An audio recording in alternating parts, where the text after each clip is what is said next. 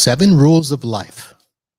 Smile, be kind, don't give up, don't compare, avoid negativity, make peace with your past, and take care of your body and mind.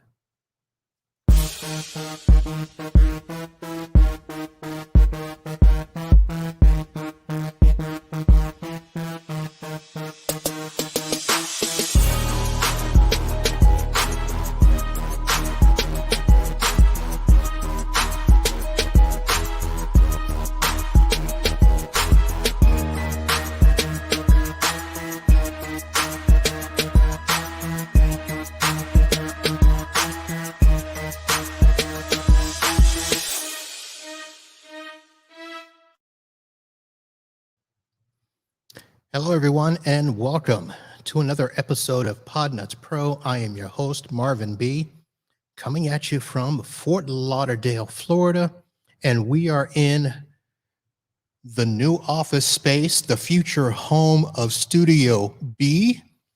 And when I say B, it's really B, Studio BEE. So make all the fun you want, but this is the new space. We are officially leasing it. Although you can see I don't really have any furniture, anything yet. That behind me is my MC gear.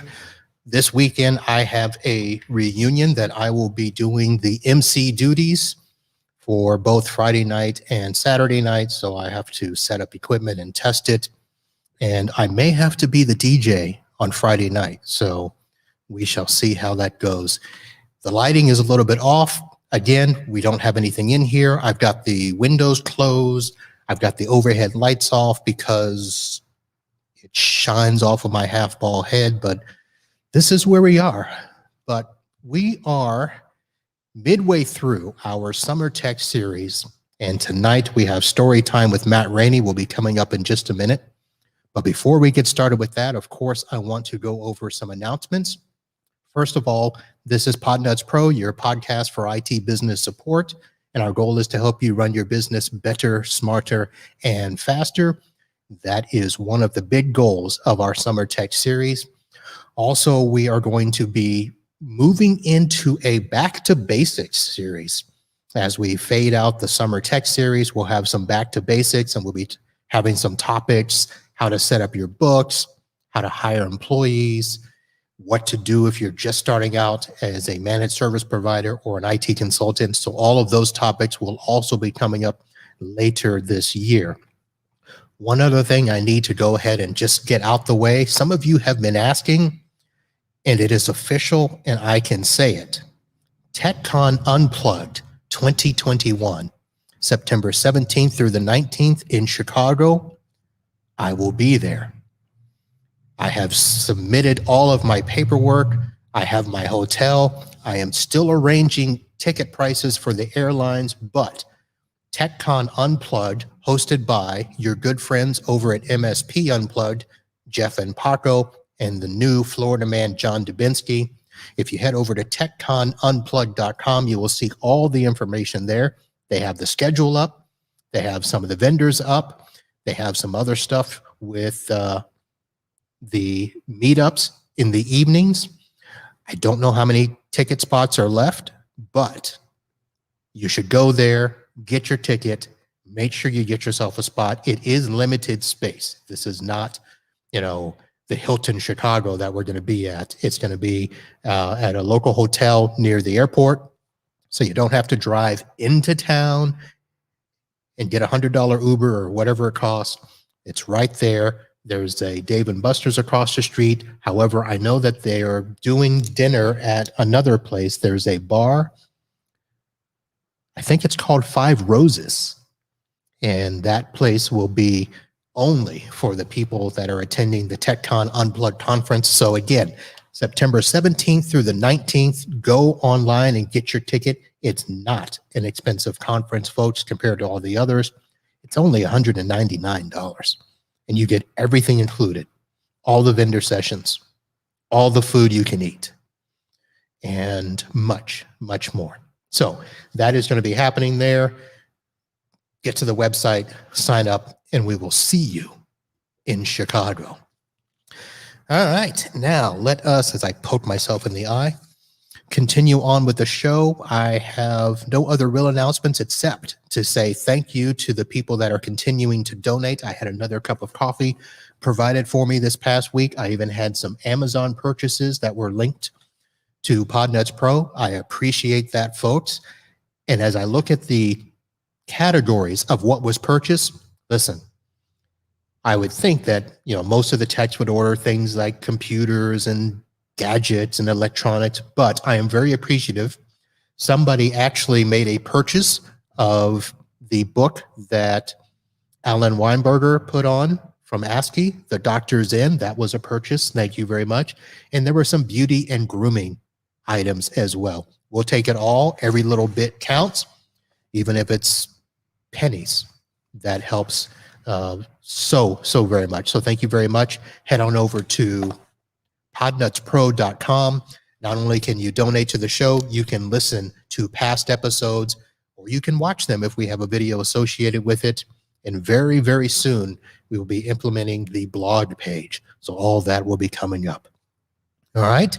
Before we get into weather and news, let's go ahead and bring on our guest, the one that you have all been waiting for, the return of the Matt, Mr. Matt Rainey. Hey, Matt, how are you, sir? doing fine, thank you. Doing fine. Fine, not great, just fine. Yeah? Yeah. Business Long good? story, huh? Long story? Too long. Do you We ever go have lo- short stories? We go long. No, we go long enough. Just Yeah. I'll say fine. Okay.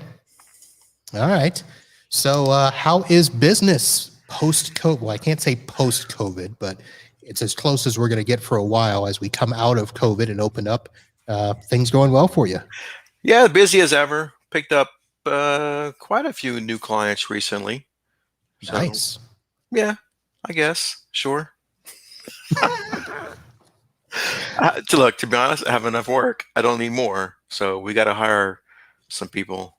Otherwise, I'm pretty stressed and overworked until we can get some more people.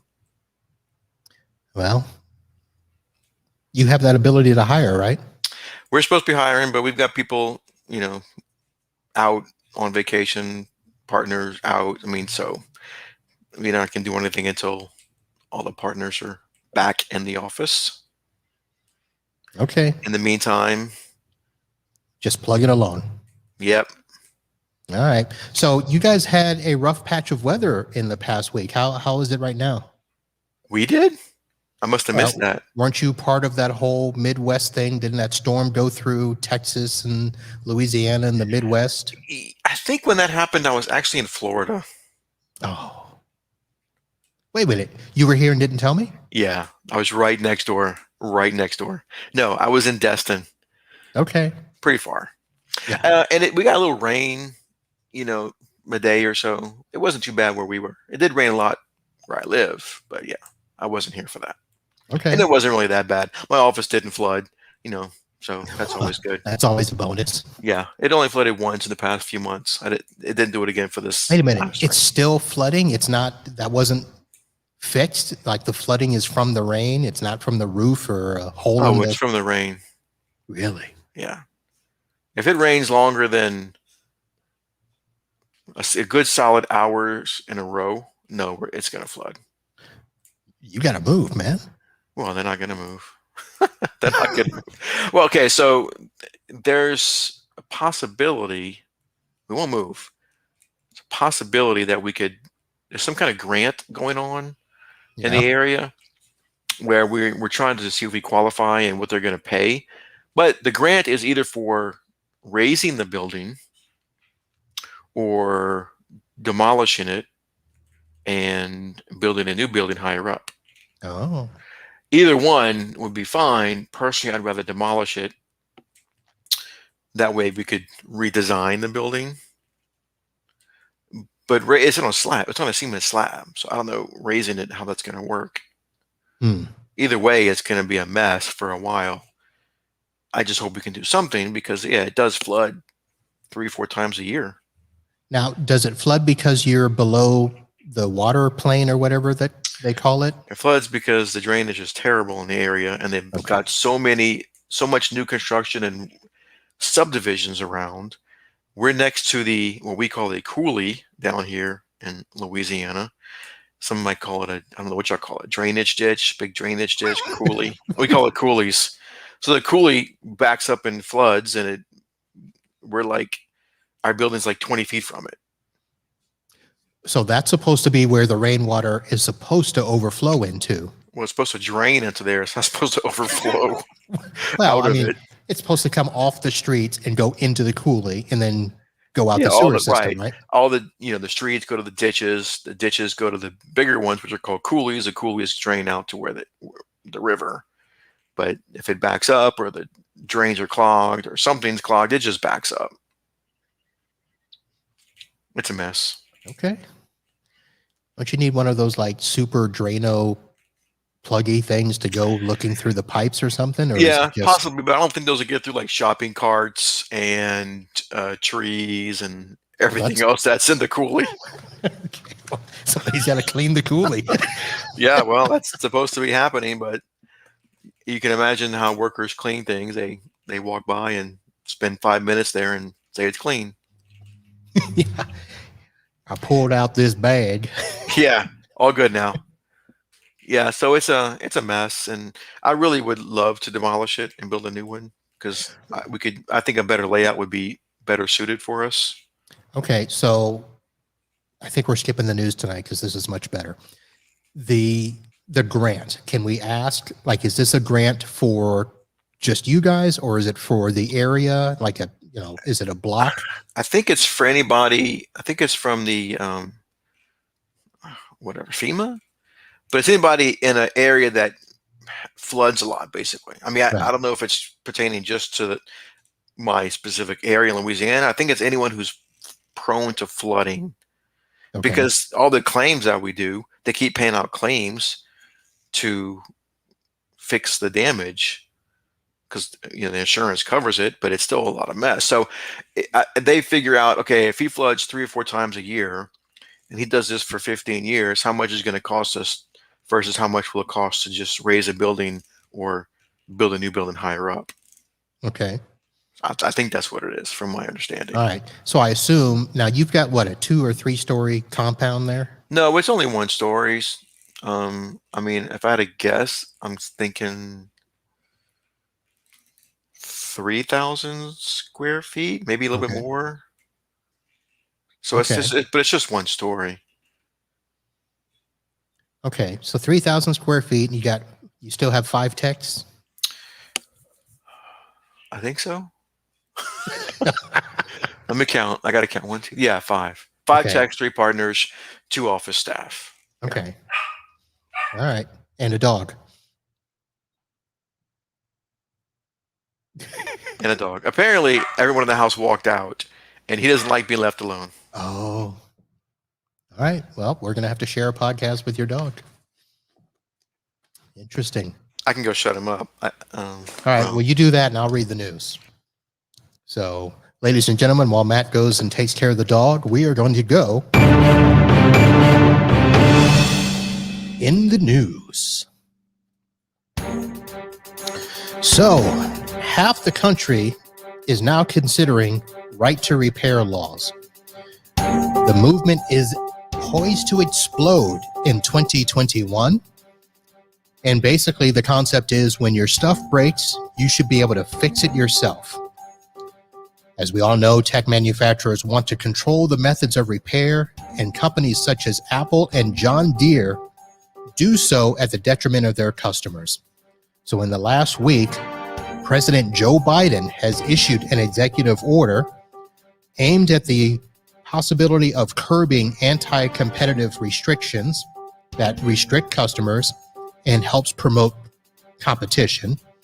And Steve Wozniak says that he is totally supportive. Now, I'm not going to read all of this, but basically, folks, this is not just America. The European Union has also embraced the right to repair and is pushing manufacturers to make repair easier and more affordable. We see and feel the momentum building, Gordon Bine, executive director of Repair.org, said in a press release, legislation is moving not just in the United States, but also around the globe. The time for manufacturers to get on the right side of their customers and history is now. And in Florida news, I will read a story that I posted earlier today. An alligator launches into boat, crushes Florida man's arm bones in a freak accident. And the question I posed was, is a Florida man meeting an alligator really a freak accident? But here it is. Orlando's Heath Karsten Kiefer. His arm was injured following an alligator bite. He is a firefighter by trade, but was hunting alligators with friends at Lake Jessup in Florida back in August when the incident occurred. He is now recovering the incident as he is fully healed. And it is just interesting. So he told Newsweek this week that he wasn't upset with the alligator. He thinks the alligator was just trying to defend himself. We had wounded him, and it was just his reflex. So the firefighter said one of his friends managed to get a hold of him and stuck a metal rod in the alligator's mouth in an attempt to pry it off Kiefer's arm. Then once Kiefer's arm had gone limp, the alligator let go. So I will have the link to that with pictures in the show notes. And that is our Florida man story today. And Mr. Matt Rainey is back. How are we, sir? I think we're good. Hey, so the Florida man stuff. Yeah. Real quick, you watched Florida Man Murders on Oxygen, right?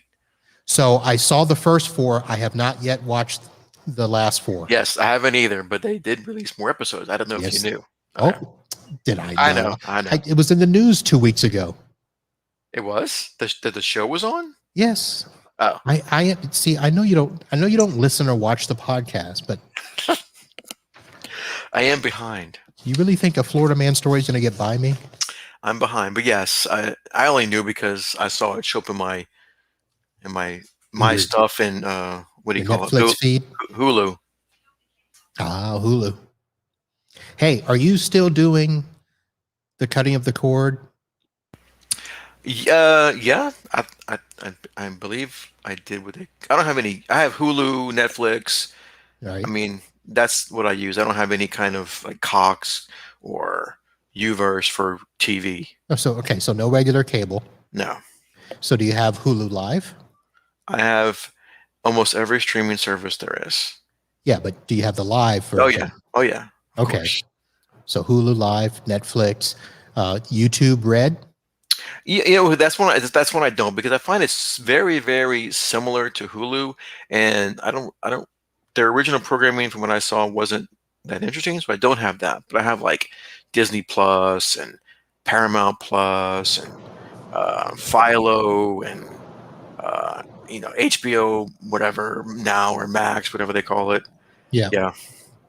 All right. So you're probably not going to hear this specifically, but the microphone is probably going to pick up a little background noise in this part of the show. I'll try to filter it out later, but it is raining here right now.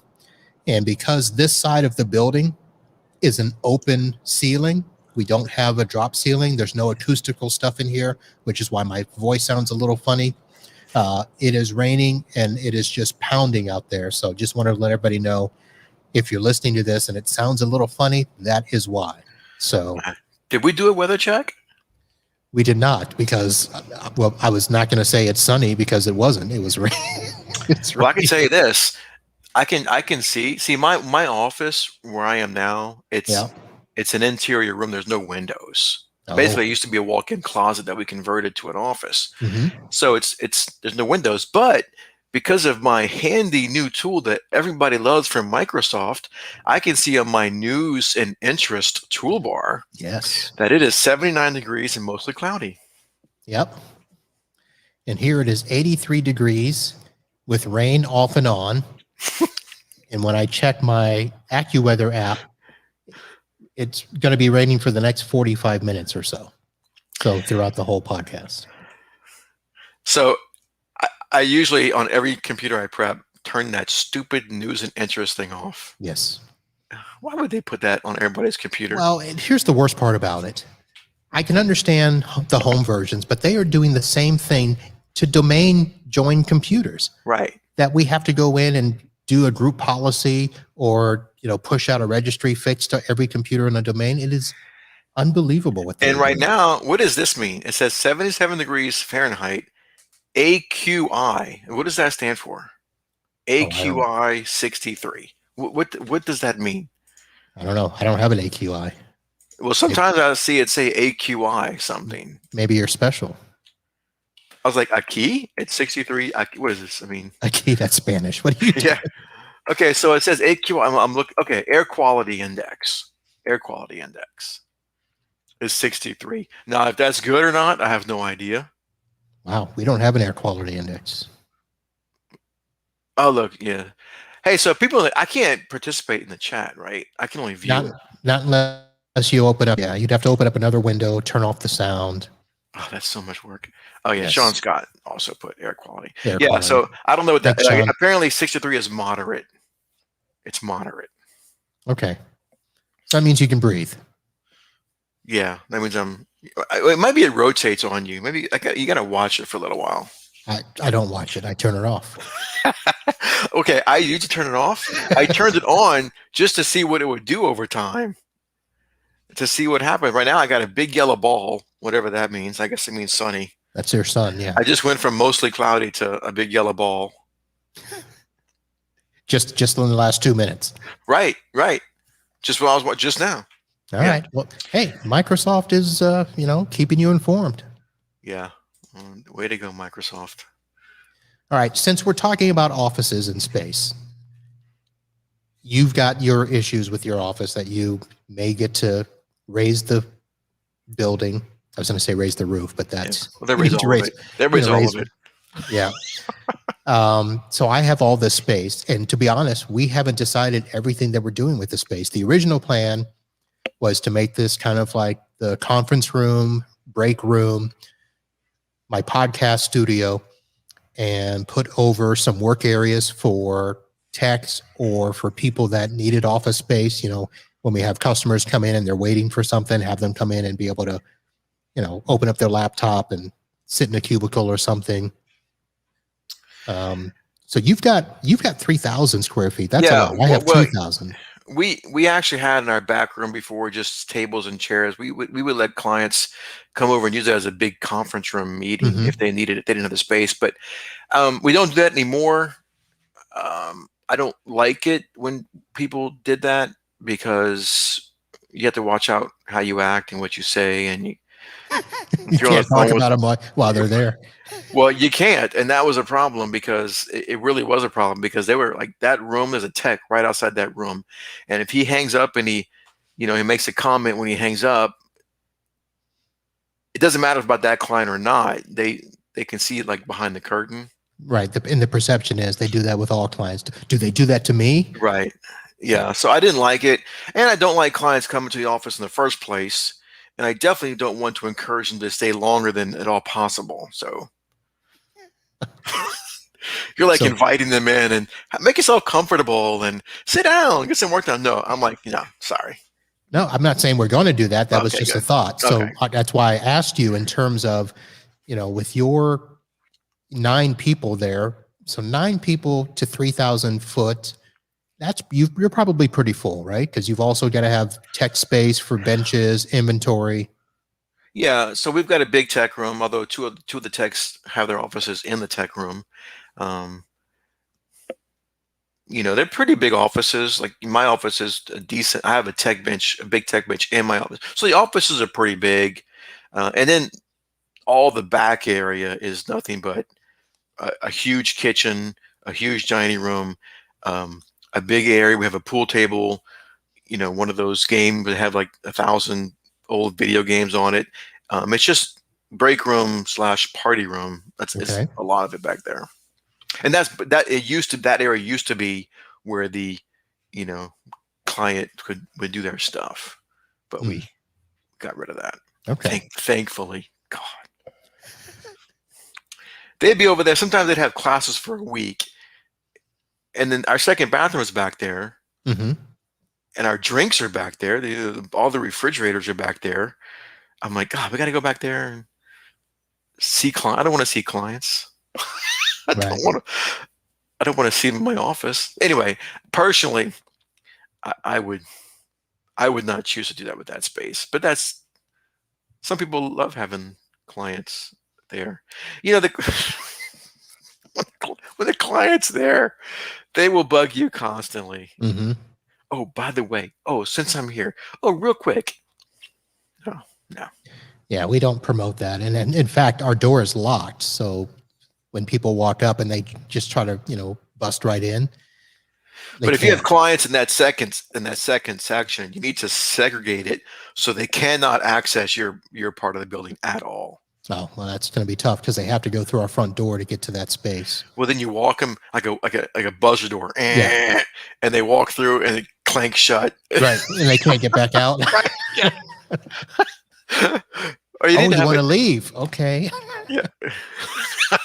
We'll have to send that in for request. No, maybe you need to have a door that goes out that's exit only. I don't know, but That's too if much they can money. if they can walk around in your office and use your bathroom, could you still? Is there a bathroom in each section? Yes.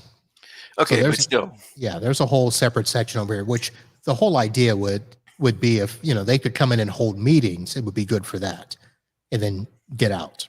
Like, I don't want them to just come and hang out. Like, hey, I was driving by. I thought I'd, stop in. No, we don't want that. so thinking about that, most clients have some place they can meet somebody at their own office.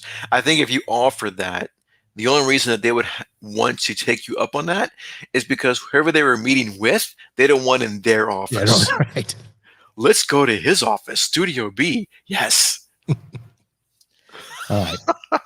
So that idea is off the table. So I'll let the wife know we are not hosting clients.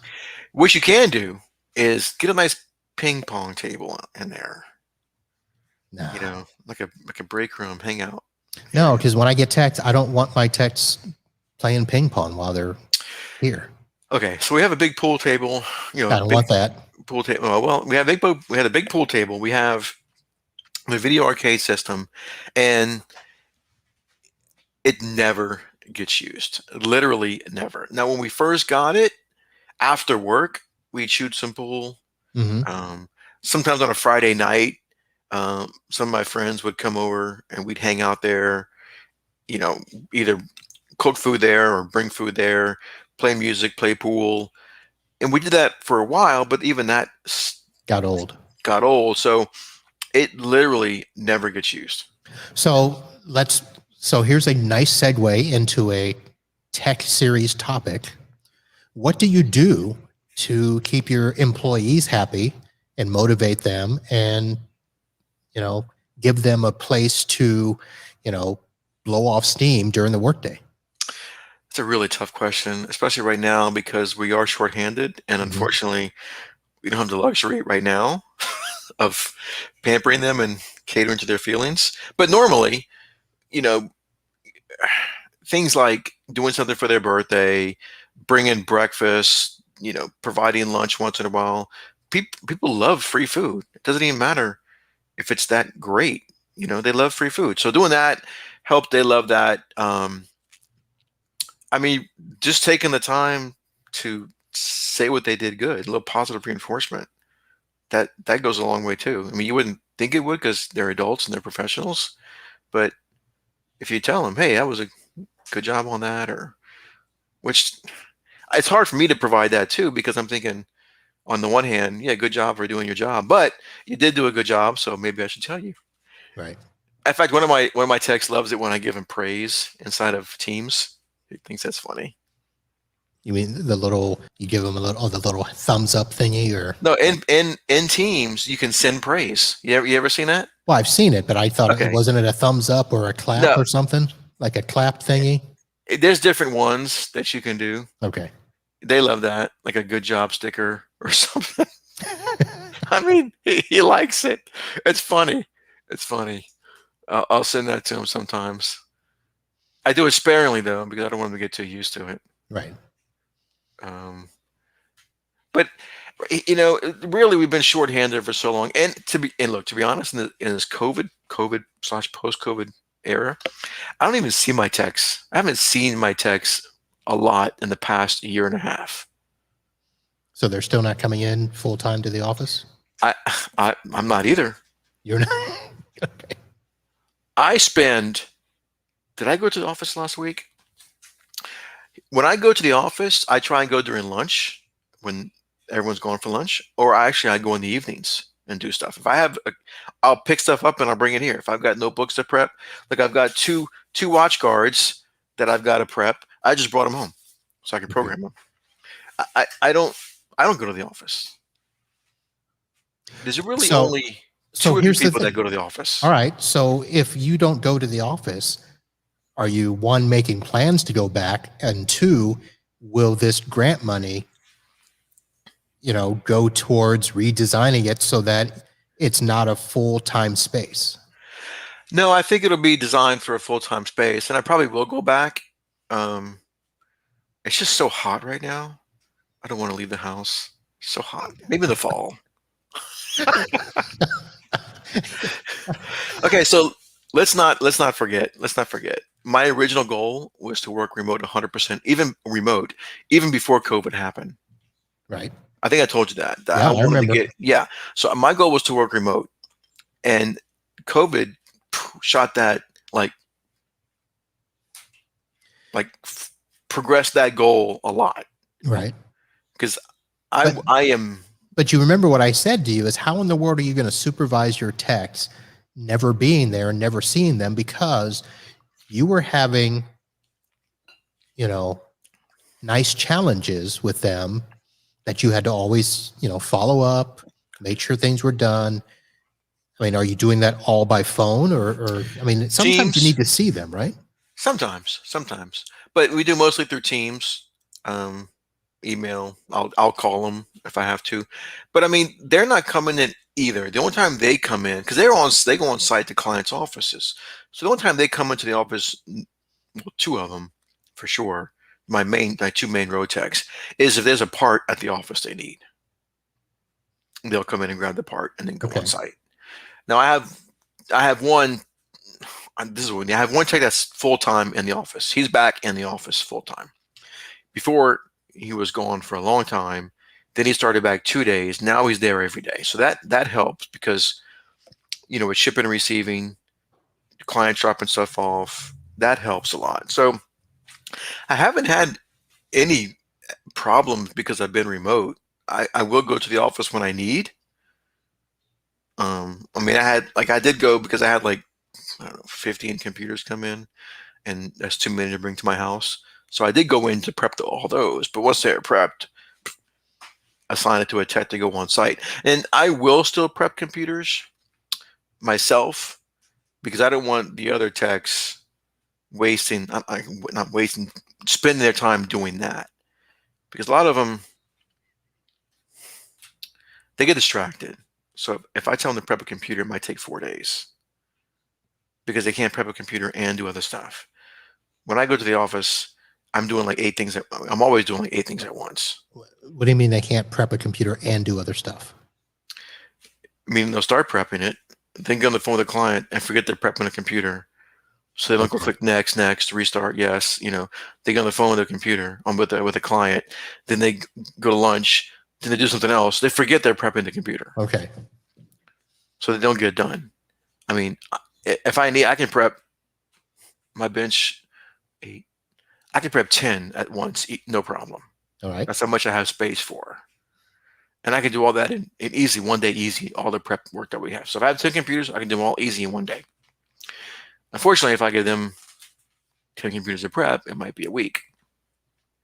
And and then I don't want my on-site techs doing that, because I just tell them when it's ready, and then they can come get it and bring it on site. So but one of the things I'd like to hire somebody for is to do that stuff, to have 2 people in the office the whole time, because the other guy that's in the office, he really is busy the whole time doing stuff that he's supposed to be doing. Prepping is just extra work. Right. So, but I usually prep all the computers. I mean, I think I gave him like 4 or 5 to prep so far this week. 3, 4, 5, I don't know, 5, maybe 5 or 6. Um, and he did all those, and he's doing those fine. So, but the thing is, we get so many computers in every week. I mean, it's not like it's uncommon to have. I mean, if we have Well, 10 in a week, that's normal. 10 new okay. orders. I was going to say you could hire somebody, and I don't, you could tell me if you're already doing this, but you could hire somebody to be your little Sue tech, that all they do is prep. They handle receiving, they handle the parts. Maybe they, help deliver parts to techs that need them, your road techs. Do you ever have computers and servers come back to the office for repair? Great. And computers in service come back. What do you mean? Computers or servers, do you ever have them come back to your office for repair? Like if it needs to be worked on? Yeah. Yeah. I mean, especially right now, I'll tell clients, look, depending on what's wrong with it, I'll say, look, that's going to need to be in our office. You can Okay. either pay us to come pick it up, or you can bring it. Okay. And So who does that work? if we have to pick it up, well, if depends who it's for. Normally, I'll do it if it's bench work, or if my other guy that's there full time, if he has time, I'll let him do it. We do have a part-time tech, and if she's available, I'll let her do it. But for the most part, if it's on bench work, I'm doing it just to save my techs for other work. But I would like to have somebody else for that. I was going to say, you're a partner, man. You I shouldn't know. be doing that work. Well, you know what? When you're shorthanded, you got to do what you got to do. I agree, and my partners agree, but yet there's nobody to do it. So if I don't do it, it doesn't get done, and the clients complain, and it's a whole big thing. So I'd rather just do it until we can get somebody. I've been doing it for 20 15 years, 20, 20 years. 20 it's been it's 20 I've been with the company 20 years as of May. So I don't want to do it. And we used to have techs that would do it, but those techs don't work out. They have to leave, so I have to start doing it again. And right now we're in one of those phases where I have to do it. All right. Yep. So you mentioned earlier that you got a bunch of new clients. So here's my question. Are these clients you were looking for? Did they fall into your lap? Are you guys marketing for clients? No marketing, referrals. So most of our clients come from our relationships with accounting firms in the area.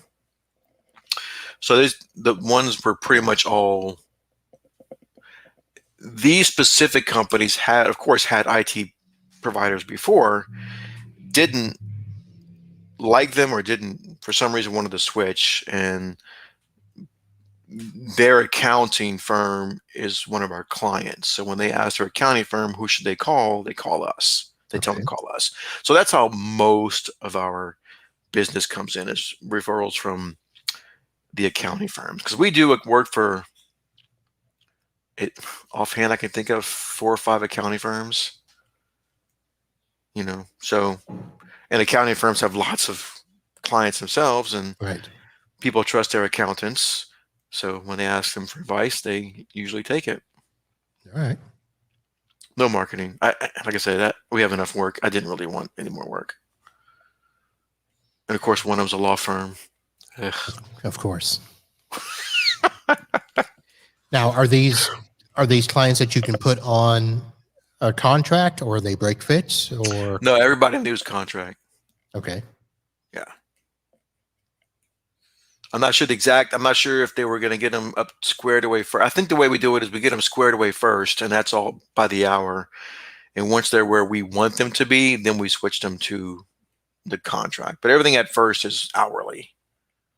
Okay. While we're having to fix all the stuff that's wrong.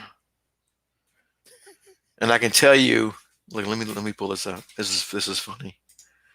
I'm not this client. It's a law firm with a bunch of names. Let me if I can find them in my ticket system. Anyway, I know I was laughed when I last checked a few days ago. Their ticket for us to take over and fix all their stuff. Now this is putting in new servers and new workstations, but the ticket has like 102 hours on it so far. What? Yeah. And how big is the firm? Mm, I want to say they have at least 13 attorneys, Okay. but I'm not sure exactly how many So people are there. 25 to 30, depending on their secretarial ratio. Yeah. So, and I know we're not anywhere done. I'm not on that ticket because this is one of the ones that the partner's handling. Um, but let me get my Spectacles. 60, let's see, 70, yeah, 104 hours as of right now. Wow. And it's not anywhere done. That doesn't even sound right. I'm not involved in that ticket. I haven't talked to anybody over there. I mean, yeah. Hmm. So that's just one client. That's just one new client, right? Just one of them. And we were already and my partners agree too. We should hire somebody already shorthanded, and to spend 104 hours on just one client, you can imagine how we're running around. Wow, that's just insane.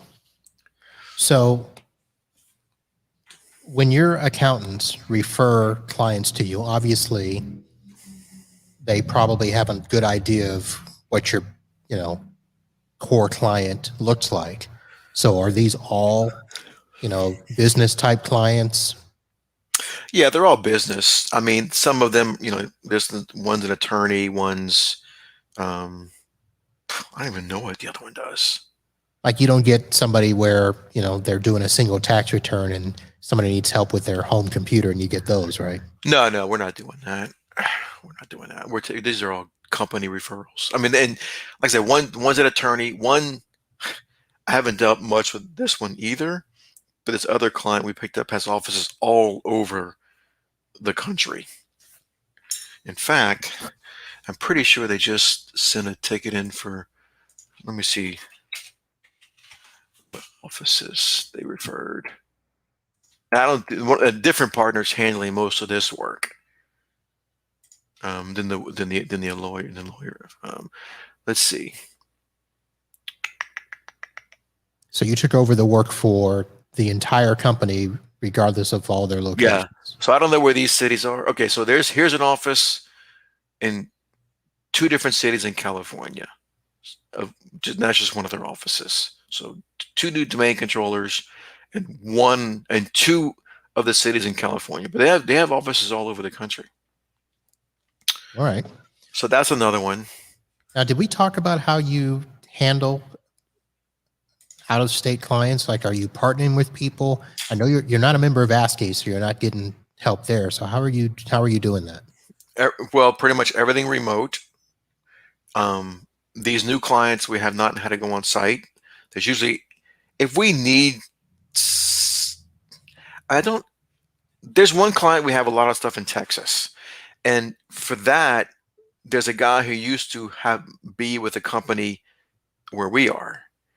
He moved to Texas. So we can, and he's not an IT person, but he can follow directions and he's pretty good with computers. So in Texas, they require a lot of on-site visits to different clients we have over there. He does that for us. So we pay him and he goes to those clients. That takes care of most of our on-site visits out of state. The other one that has a lot of offices over different states, we haven't really had to. We have used some of those services. What do they call them? Where you have a hire a tech in that area. I know Oh, they. I haven't used those in a very long time.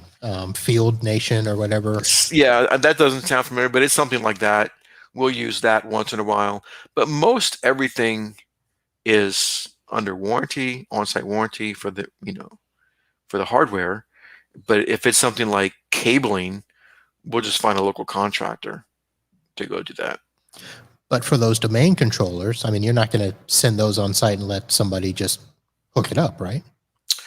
No, I mean they're programmed. I mean we do what we can here and put our agent on it, and then all they got to do is plug it in.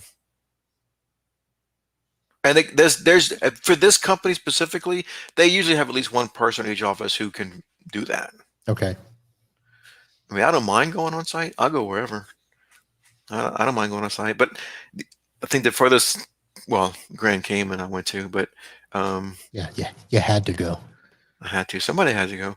The furthest I've been, Florida, of course, Texas, Grand Cayman. I think that's as far as I've personally had to go. And even then, I didn't really have to. I just kind of wanted to. Oh no, somebody had to go to Grand Cayman. We did have to go to Grand Cayman. Oh, and somebody did have to go to Florida in the private jet, so I did that. Private jet? Yep, yep. So I chose to do that. I don't remember that story. Yeah, you do. It was a while back. He called it a jet. You remember that? They said they called it a jet, but it was like a little two prop that I was watching. Yeah, yes. I was watching cars in the road pass me while I was flying above them. I was like, okay. I remember. But you can't say private jet. That's what they call it. They call it the jet. And when I walked in the airfield, I'm like, okay, I see a jet right there. That's nice. And then they started walking toward wait, we're going. Wait, there's a jet over there. Why are you walking to this little thing? I'm like, my car is bigger than this. That was your movie was that? That was the Replacements. Your Keanu Reeves moment where the girl's asking him, which boat is yours, and he goes, "See the big yacht over there? Yeah. It's the little one next to it." Yeah, I was like, oh my goodness. I think at that time I was driving an Expedition XL, the big Expedition, and I was thinking my vehicle is literally bigger than this plane. Wow. You could fit 4 people, but it was like being in the inside of a VW Bug, basically. Yeah. So anyway, I volunteered when I heard it was a jet, and when I showed up at the airport, I was like, okay, can I call one of my techs now? I need to get to the airport. I can't make it on the jet. I need you to go. Wow. Yeah. Anyway, I mean, literally I've flown on small planes, but I think that's the smallest plane I've ever flown on. It was only if you drive, it's like 6 hours. Flying, it was like 4.5. I was going to say 6 hours. And it was only faster because you don't have to follow the roads. I mean, I don't think. But how long was the wait to get onto the private jet? Oh no, it's private. I mean, you walk in, the pilot's right there. You say, "Let's go." You take off. Okay. I mean, literally, from the time I drove, I walked in. I think we were airborne like in 10 minutes. Okay. And same thing on the way back. The pilot was just waiting for me. And the pilot was a really good guy. I actually knew the pilot already. He just happened to do contract work for that. Did you chat with him during the flight? Maybe was he that close? Well, and I had known him before because I actually did computer work for him. And he told me he flew for them. And then when I went to go fly, he was the one flying. So, I mean, I knew him. So that was, yeah. And that's when I thought, man, I should have been a pilot. It seems like a good gig. Got to get a better plane, though. He just flies whatever plane his customers have. That's okay. Well, that makes it a good gig then. Yeah. Yeah. So that was good. And I know another guy who's a private jet charter pilot, but of course that company was bigger. It was like a taxi service. They had their own jets. So he always flew the same. Well, he didn't always fly the same jet, but it was company-owned jets, and they would just pick up people and bring them around. People who wanted to pay for charter air service. He liked it too. He was telling me about that. Should have been a pilot. That's probably a good business. 7 on, 7 off, he said. But it was probably a great business before COVID. Yeah, I'm not sure how it happened after. I haven't talked to him in a little while. But I remember he was saying 7 on, 7 off. And his 7 on included, if it took him 2 days to get to his plane, wherever his plane was, that's considered part of his 7 on. Really? Your 7 on didn't start when you got to work. It's like it started when you left for work. So if you had to drive to get to your spot. Well, he drove to an airport, and then he would catch a flight to get wherever his plane was that he was taking. But all that was considered time on. Yeah. Yep. Pretty interesting. All All right. right. So I've got some tech related questions for you. Or this Well, might be a few stories, but stories slash okay. asking you Question- about things Questions for me. Okay. if you've done stuff. All right. First of all, is a funny story, which I don't Yes. know how long it'll lead into discussion. Okay. And this happened a few weeks ago, and I wrote it down because I wanted to talk to you about this. All right. You know these next door apps, the neighborhood apps. Yes, I do. Okay, so I don't remember where I saw, it, but it was some neighborhood thing. Maybe it was our neighborhood face. Oh, it was our neighborhood Facebook group just for our neighborhood. And somebody posted on there that they needed computer help. Is any computer techs here? I need some help. And I saw it, and the girl lives like 2 houses, 3 houses down from me. And I thought I really should ignore. I really should ignore this. You know, I don't. I don't want to get involved. So after a couple of days, she didn't get any responses. So I was gonna go respond to her and ask her what she needed, but I saw it. I think I did. No, I did respond back saying, "Hey, I'm a computer tech. I can probably help you out. What's going on?" And then I think she replied to what was wrong with it. And then somebody else commented, and he said he wasn't offering help. Okay, it's like he said, "I can help you." He said, "Whoever you get to help you with, don't trust them if they charge more than $10 an hour."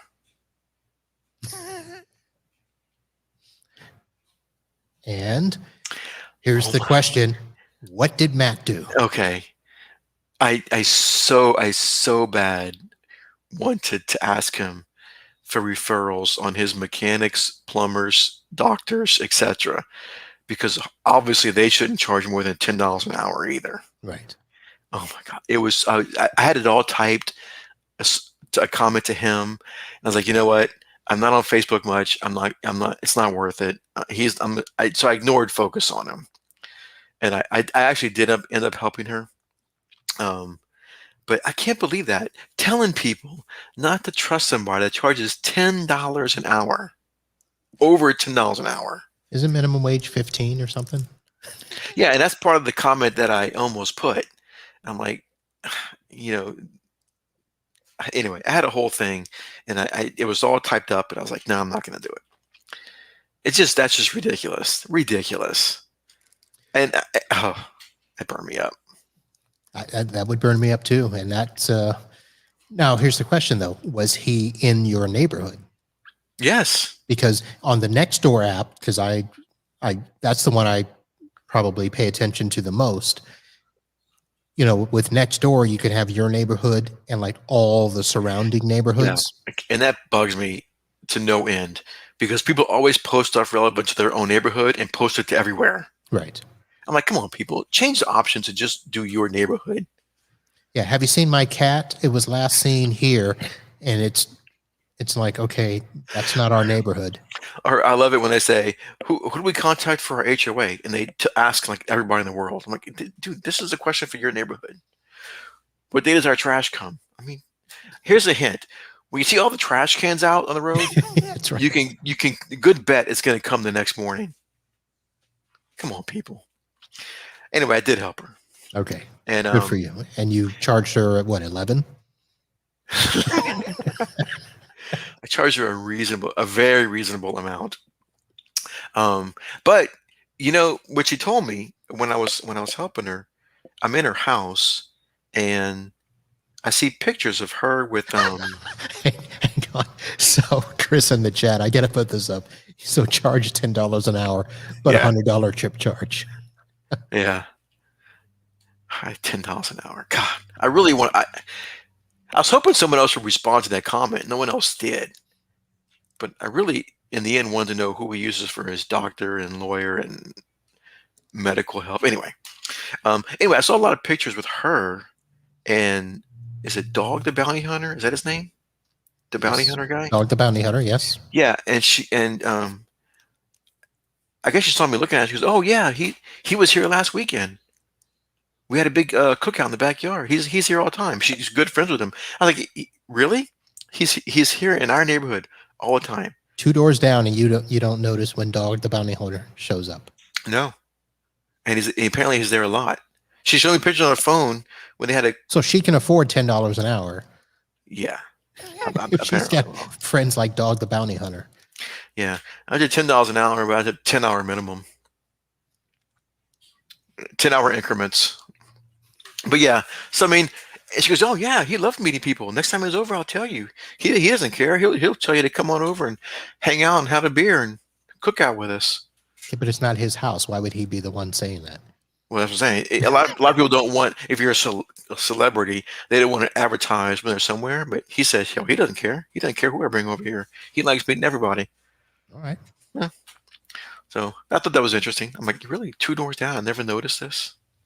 All right. We're going to have to be paying attention to your Facebook page when you're. But I'm also enclosed in my office with no windows too. So Yeah, but that's just because you choose not to leave that room. I spend most of my time in here. I mean, your dog was barking at you earlier because you never come out. Come on. Yeah, my wife and daughter went outside to go look at some stray cat, and the dog doesn't like it when he's in the house by himself, apparently. Okay, so $10 an hour. That was a quick thing. Hang on. Okay, Hang on. I know as soon as you said it, I'm like, don't ask. But why would your wife and daughter go out to look at a stray cat? I don't know. Probably because my daughter saw it from her window, because her window faces the street, and she's like, "Oh my God, a kitty cat! Let's go run outside!" Like, You know, is it walking by and she wanted to catch it before it left, or was it like sitting in the yard looking at your house, like, "Come feed me"? Well, when I went outside to go see what was going on, my daughter was sitting there petting it. So apparently, it stayed around longer. Oh, so now you have a cat. No, it had a collar on, so it must be for somebody. But that's what happened. I guarantee you, my daughter saw it from her bedroom window, ran probably outside. My wife went, followed her, see what's going on, and they're Wait a minute. playing with this stupid cat. What teenager is looking out their window? Isn't she like buried in her phone or? Yes, but the way she has her room arranged, if she looks up from her phone, phone window. So she kind of probably saw it. Yeah, All right, moving on. Actually, I don't think she was on her phone. She's probably changing, because she has a record player right next to the window. Maybe she was changing the record and she looked out the window and saw it. I don't know. But, you make your kids have record players? Oh my God, that is the newest thing. Are you not aware about this? I don't have kids. But vinyls and record players are like back. Making the comeback, huh? It's fully back. Nice. I think it's ridiculous. I mean, why? She Well, so here's the question. Which albums is she buying? Is she buying vintage albums, 60s, 70s, 80s? No, she's not. She's buying new stuff. New stuff is being pressed on vinyl, and relatively new stuff from a few years ago. That's not good. Yeah, but the thing that's I mean, but then she also buys it on iTunes too, right? Right. So because I'm like, why do you can't listen to this in the car? Oh no, she has Spotify. Well, that's why I pay for Spotify. I'm like, no, that's what. I'm sorry, what? That's why you pay for Spotify? You mean that's why I pay for Spotify? Because I know you don't pay for anything anyway.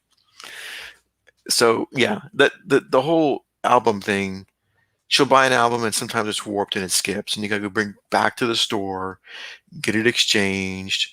It's just. And they're expensive. Real life stuff that we had to deal with. Yeah, there's a reason why these were replaced. There's better technology. Not to mention these albums cost like $40. You can buy the whole album on iTunes for like $9-10. God, they're that expensive now. Yes, they are. I just bought a whole bunch of songs for 8 cents a piece. That's some classics. So there was one album that was going on sale. It was a release. She had to get up, and she was complaining about it. She had to get up at 6 a.m. Was it the Biebs? I don't know what that is. No, Justin Bieber. No. I have a Bieber band in my house, in my car. No Bieber music in my house or my car. But no, I forget what it was. It was something, but she had to get up at 6 a.m. to buy it right away before it was sold out. So she got up, bought it, went back to bed, and it was like $40-something for an album of music she already has, but not on vinyl. Correct. All right. So yeah, Okay. vinyl's Where were you back, going baby. with Okay. tech question number 2? Okay. Tech question. You probably have had to do this before, but I had to do something for the first time this past week. Do you have to do any e-discovery in Office 365? Not Like for yet. court cases? You haven't? No, because there are companies specifically for e-discovery down here. There's tons of them. So all the attorneys just call those people. Really? So they give them access or they create a access in their Office 365 account for that and let then someone else I do don't it? know. I don't know because my clients haven't had to do it yet Okay. because I thought that that might be a business that I could, weasel my way into. But there's already a ton of people here. So I have not had a client that's had to do that. So apparently you just did. Yeah. And one of my partners have had to do it for another client, well, for one of our clients for quite a few times. So one of the clients that I take care of a lot wanted to do it or needed to do it. They didn't want to do it. I want to be subpoenaed. Anyway, so I wanted to know how to do it anyway. So I had him show me. And look, it's not that hard. Right. I can't just to do a compliance, an e-discovery audit. Oh my God, it's so easy once you have it done, set right. Right. There's no reason. Are you serious? There's companies that do just that. Yeah. Oh my God, that's so easy. Well, I think it's combined with e-discovery, forensics. Okay. That's how they rolled it all into one. Well, they had to provide. Um, they got served with, they provided the search terms. Here are the search terms. So it's pretty easy to do this, and especially if you don't have to worry about the search terms because those are provided. Right. They're very specific. They're very specific. So you can pretty much just copy and paste this stuff into Office 365. Well, isn't a lot of it where you just have to basically check the boxes first to turn on those portions, like the compliance stuff, right? You got to assign the right roles Yeah. to be able to do it all, which is ridiculous because by default, your default global admin account does not have access to do it, which is stupid. Now, Yeah. here's the thing. You have access to do it all, right? You have access to create the case, create the searches, run the searches, but you don't have access to export the results. For that, you've got to go give yourself, and it tells you when you try and do it, what roles to go give yourself. Right. But the key is it does not work right away. You can't give yourself the role and then go, even if you log out and log back in and do the export, which that was hanging me up because I gave myself the role, which is stupid, right? If you can give yourself the role, why can't you just do the function anyway? That to me is stupid. But I gave myself the role. I still couldn't export. It's telling me still, go give yourself these rights to these roles. And I have the roles. But after a while, I just entered in all the searches. This particular one is like 40 different searches I had to do. So once I keyed all those in and let them run, I just went back the next day. And the next day, I could export them. So apparently Right. the roles don't take effect right away. I'm not sure how long it takes. Well, I think it has something to do with, if I remember correctly, when I did look at it, you have to create a case, right? You have Right? to Create a create this. case. And I think what it is that's got to filter and propagate through the mailboxes. Well, Does no, that sound right? that was quick. No, That was quick. Okay. it depends on this particular account only has like 9 mailboxes. So Right. but creating the case is instantaneous. Creating the search is instantaneous. Now sometimes the search may take a while to run, but the ones I did, I searched all 9 mailboxes for. I didn't even limit it to time because at the time they didn't tell me a 5-year limit. After I keyed in all the searches, they came back and said, only do 5 years. I'm like, I'm not redoing all the searches, so Right. sorry. But they ran like right away.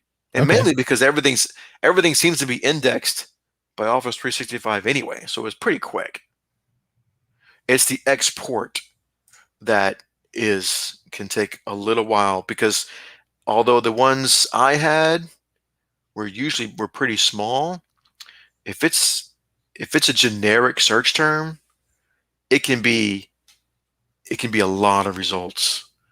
But Hmm. that's again why these search terms are usually pretty specific. Like this search term is a company. Let me find it.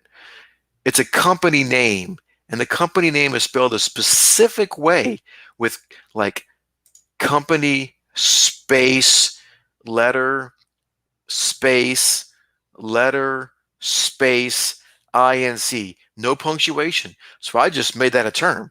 Right. So if they put a like initial period or ink period, it's not going to match because I'm specifically searching for name space initial space last name space ink.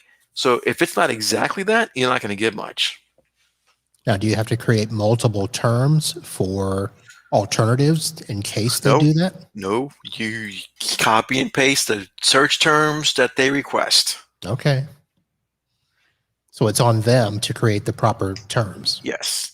It's on them. It's on them to request this proper search terms. The attorneys work that out.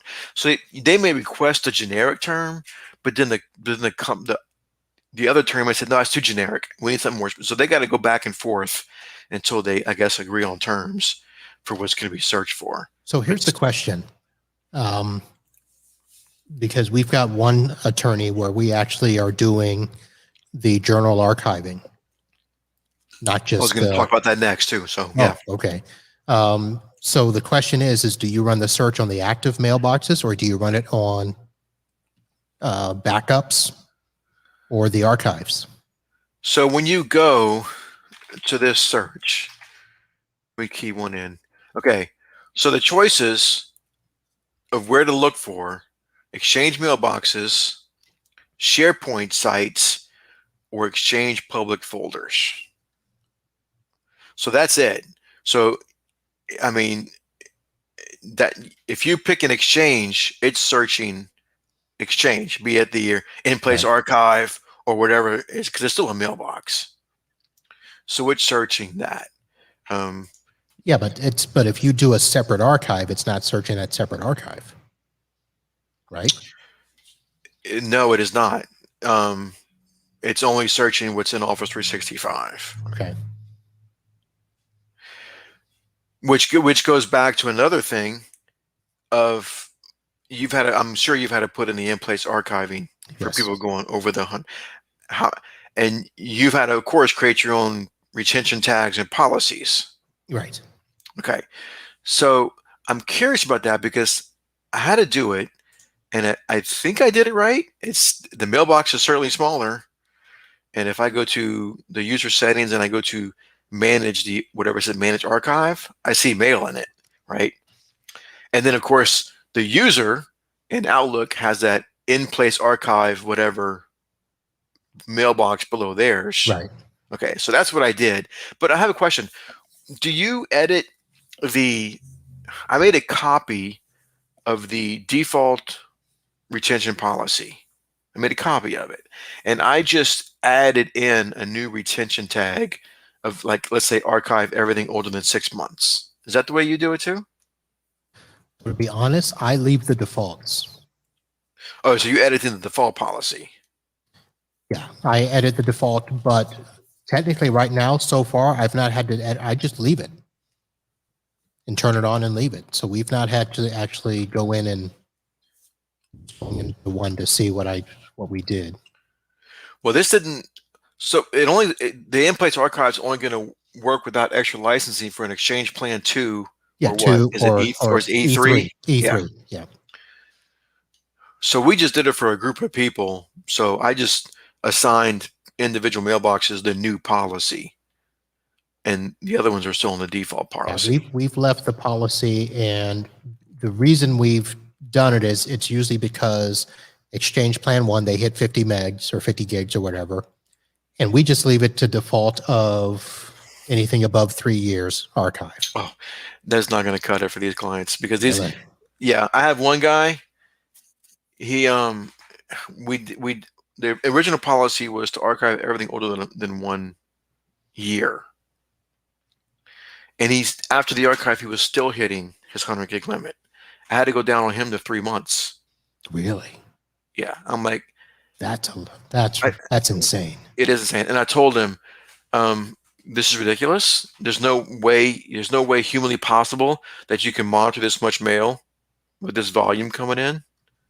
It's ridiculous. So obviously you don't need this much mail. But this company sent a copy of everything to everybody basically, and it's ridiculous. That's the problem. They got to change their habits. I know. Well, no, they don't now because now they have unlimited in-place archiving. So that one so we have different ones. So I created a new policy, but I basically made a copy of the default policy and added in a policy for archive older than 6 months. And for that guy, archive older than 3 months. And that just, wow. I've never had to make, I mean, I think the worst I've had to do is change somebody from 3 years to 2 years or something like that. But you do a new policy for him and give him a different policy, right? Yes, yes. So do you copy, at that point, you copy the default and just change that one thing? Change it, correct. Here's another thing that bugged me. When you go to the Office 365 admin portal, which browser do you use? So most of the time I use Firefox. Has that been working for you? For the most part. It does not work for me. Every time I try and go, especially the classic admin center, it just gives me an error and it won't go anywhere. Really? It's so annoying. And so then I thought, okay, fine, because I was using Firefox. I thought, fine, I'll go to Edge. It should work in Edge, right? Nope. Same thing. You try to go to Classic Admin Center under Exchange Admin, Classic Admin Center, and it gives an error.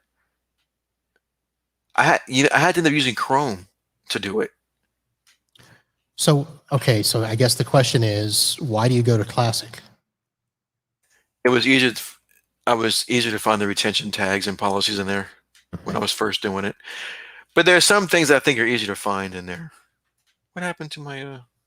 There it is. Some things I think are just easier to find. I mean, I'm getting used to the new one, but some things. In fact, something told me I had to do it in the Classic Admin Center. I forget what it was.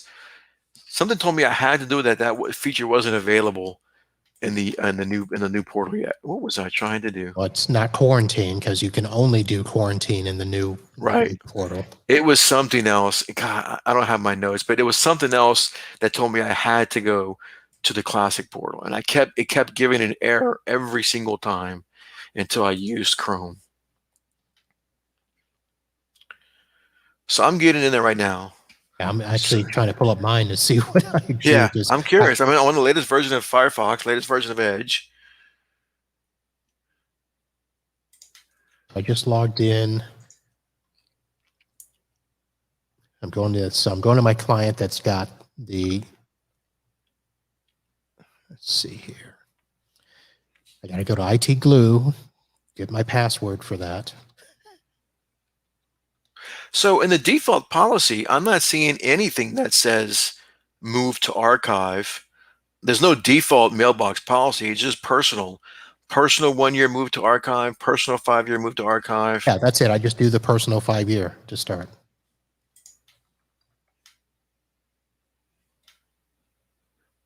So they have to tell it to do that. That means that the user has to say, move it to archive. That's not going to affect, because it's a personal one, right? Isn't a personal one means it's a personal choice to do that? Default means it's going to do it. If you have a type of default, I'm thinking, default means it's going to do it. Personal means they have a choice if they want to do it or not, is what I thought. And that personal 5 year move to archive is a personal type of retention policy. I'm having trouble getting into my IT Glue because I'm not at my regular computer with my LastPass, and that's a shame. I got mine pretty quick. Yeah. Oh, I'm doing multi-factor. I got like 5 multi-factors. That's multi-factor. It's the multi-factor to get into LastPass. It's a multi-factor to get into IT Glue, and then multi-factor to get into Office. Huh. That's a process. It is. This is where I think the regular person is going to go nuts at some point trying to do all this. Yes, they will. So I'm curious because I've tried it on different computers, and every time I try and go to it, and especially Firefox Classic Exchange, it just gives me an error. Okay, so I'm in.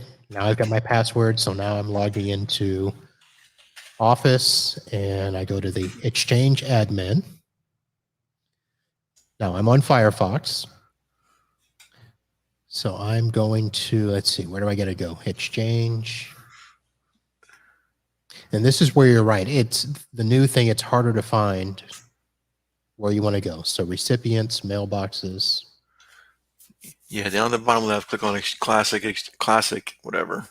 Oh, you want classic? Okay, I'll click. Yeah, on try and get the classic. classic and see if you get an error. And maybe just click on something. It might not happen right away, but try and click on something in the Classic Exchange Center. Like go to mailboxes or go to retention Welcome. tags. Manage your Exchange Online mailboxes and messaging configurations in the new Exchange Center. So it came up. So now I'm going to recipients. Yeah, try and do something in there. Going to, let's see, here's my user that is Bruce, who's the archive, view details. I mean, it's coming up. Yep, there he is. Local archive created in place. Go to retention tags. Click on there. See if you can see something in there. All right, well, that's a real retention tags are not here. Let me go to retention tags. Yeah, they were in the classic. I'm looking. So I'm under recipients mailboxes. Go down. Well, go to dashboard. Dashboard. And you got recipient on the right under compliance, recipient policies, recipient tags. Okay, retention. So you want policies or tags? Either one. Just click on either one. All right, retention tags.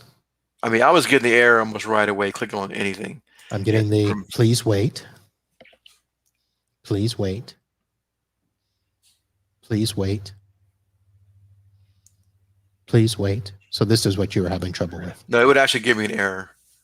Please wait. After I waited, it would give me an error saying, if you have this setting, try okay, this. Here they just opened. You can now create and publish labels and Office, blah, blah, blah. So it came up. So I've got all the policies here. So 1 month delete, 1 week delete. That's annoying. Okay, that's not good podcast. Anyway, every time. Mine worked and yours didn't? Yeah, that's something wrong. Yeah, so our default is the delete. 2-year move to archive is the default. And it's a personal tag, right? It is. Or does it say default for type? Just says default. Okay, default. But that means it's applied without the user having to apply the tag. So that means it's going to apply automatically. So that's not the default setting. So yeah, you must have edited your default. I must have edited MRM policy. Yeah. Yeah. So, and then the next other one. So we have. So I have a junk mail 30 days, and then all the others are still personal, but the default 2 years is what we use. Yeah. So anyway, that was.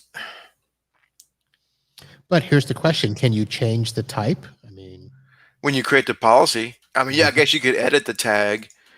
If you, well, I don't know if you can edit. Let's see if you can edit it. Yeah, you can edit. No, but you can't change the type though. You can change the name. You can change the retention action. Right. You have when you create it, then you have to actually. So if I go to create a new one. See, applied to entire mailbox default, applied by users to items and folders is personal. Right. So if you wanted to apply without the user doing something, you got to choose default. And of course, if you're archiving stuff, you want to do the entire mailbox, not just a default folder.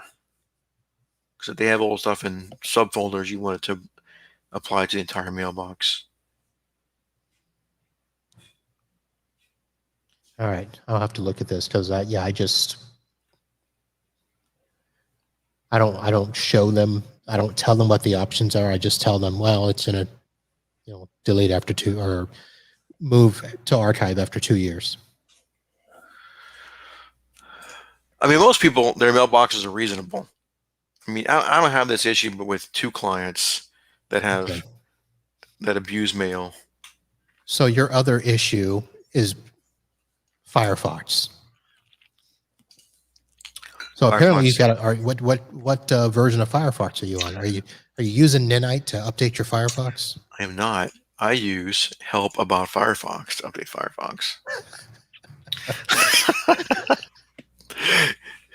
So at the time it was I see why you have to hire techs now. So this happened on 2 computers, and it's been going on for a while, and it's been annoying me. So I obviously was not on the latest version, but I am right now. But I know I checked for updates when I was having this issue. Anyway, now I just use Google Chrome, which I don't usually use Google Chrome for anything. I don't actually. So you're using Google Chrome now for StreamYard, aren't you? No. Oh, you open that up in Firefox? It opened up my default browser of Which Edge. You went to the Edge. I've been on Edge. I like Edge. I use Edge. It's fun. And if you go to podnutspro.com, you should use Edge. I always do when I go to podnutspro.com. Unless it crashed on me, and then I have to use Firefox. But I like Edge. I mean, of course, I have it signed into OneDrive, so all my, favorites sync up and everything between my multiple devices, which is nice. Okay. All right. So you have more questions? Why don't we do this? Let's go ahead and start to end off the podcast portion of the show, and we can continue in the post show. Oh, okay. Does that work? That's fine. Okay. I got definitely one more issue to talk about. All right. So we'll do that. But if not 2. Since we do this part here, the question to you now is Florida man or random question? I like the random question. Let's try a random question. All right. Let's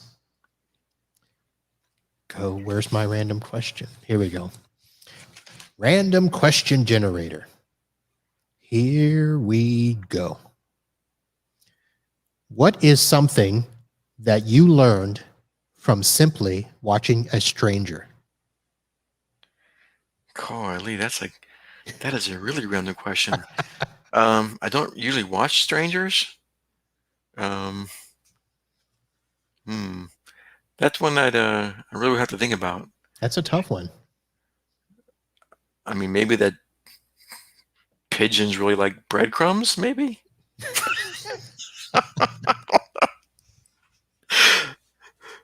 Do you watch strangers a lot? I don't watch strangers.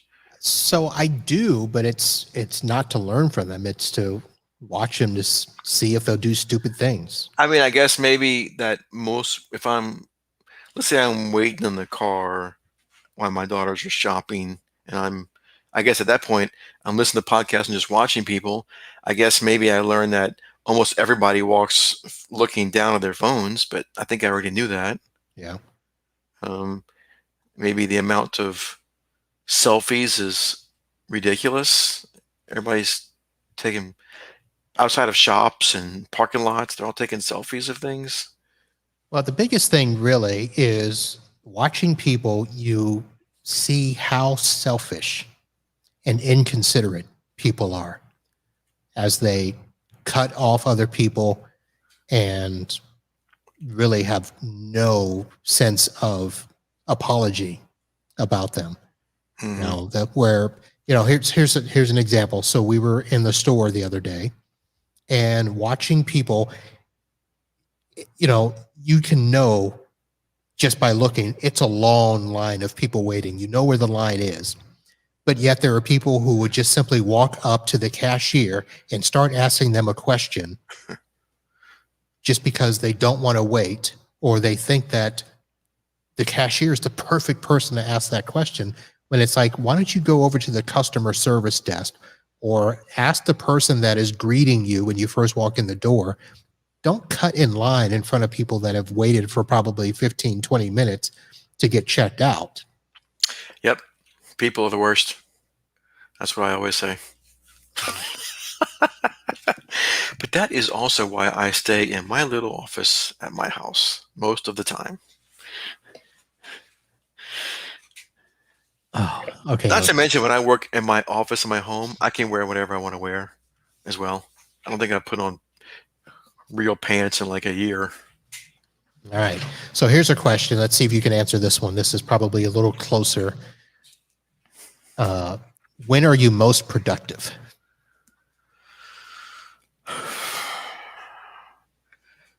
Probably be when I have least distractions. Actually, it's probably going to be, and I know I don't work after hours a lot, but it's probably after hours. If I'm doing that, and if I'm talking about work, you're talking about work stuff, right? Or just in general, more productive. The question is, when are you most productive? Okay, I'm gonna call it work related, and I'm actually gonna say after hours because I have no distractions, no calls from anybody bugging me. I'm gonna say after hours. That's And about I the do, same for me. and I do work after hours. I just try and avoid it. I mean, just this weekend, I had to tell somebody to reboot their server and charge them for 2 hours of overtime weekend rate.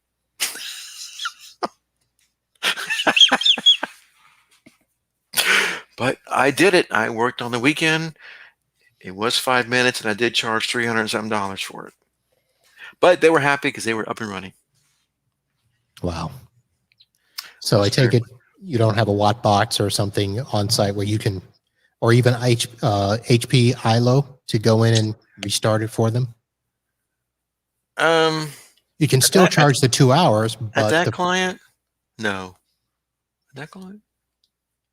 I don't think that client has, definitely not a watt box. I don't think ILO was set up on that one. okay. I mean, the girl lives 15 minutes away. I just told her to go power it off, power back on. She called me when she was there because she was confused. I said, power off the server and power back on. She goes, is this it? This says battery load. No, that's the battery backup. Is this it? This red box? No, that's the watch guard. It took a few guesses. It took a few times before she actually found the server. All right. So she didn't take anybody else offline. No, they were down. All right. All right. So, folks, that has been Story Time with Matt. If you are watching live, I will encourage you to stay through the closing video and join us afterwards for another What Would Matt Do question. And if you are just now joining us live and you missed the beginning of the show, go back and listen to the announcement that I will be in Chicago this September to be a part of the TechCon Unplugged. That is September 17th through the 19th. Our friends Jeff and Paco and John are hosting this. Those guys run the MSP Unplugged community and podcast. We've got a lot of good sessions planned, a lot of good vendors on site, a smaller conference tailored for techs, by techs.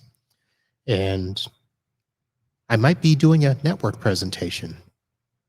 I'll update you on that more later. So head over to techconunplugged.com and get your ticket if you haven't gotten it already. For those of you going, we'll see you in Chicago. Thank you very much for downloading, listening, and subscribing to podnuts.com. Again, head over to podnutspro.com to check out any of the past episodes, audio or visual, and to search and purchase your tech items in the Amazon store to help support the show.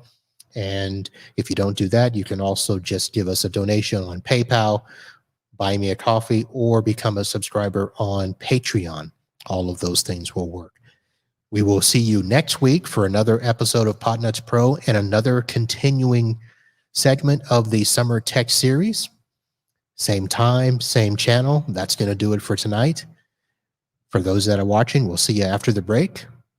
Until next time, holla.